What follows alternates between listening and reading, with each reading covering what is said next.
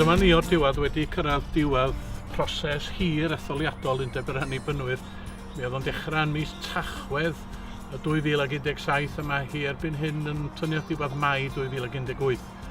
Ond wrth gwrs mae'r etholiad wedi bod yn llwyddiannus, oedd hi'n dda bod ni'n cael un a fy nghyfaill Dyfri Gris sydd wedi ethol yn ysgrifennu cyffredinol nesaf Undeb yr Annibynwyr. Ac mae dyn yn ymdeimlo a braint ar uchel o gael ei ethol i swydd ysgrifennu cyffredinol yr Undeb.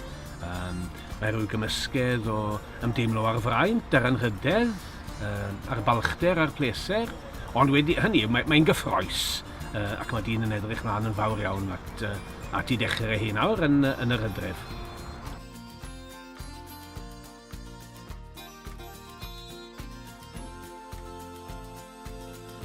Mae o wedi treulio cyfnod cyfoethog yn weinidogaeth fugeiliol a rwan mi fydd yn cael sgwyddo cyfrifoldeb ysgrifennydd yr Undeb a dwi yn dymuno yn dda iddo fo, dwi'n dymuno bendith Duw arno fo a yn weddi fi yn gyson wrth i mi ymddeol ydy y bydd Duw trwy'r Ysbryd Glân a trwy'r Efengyl yn ei gynnal o ac yn ei gadw fo'n gry yn pob peth.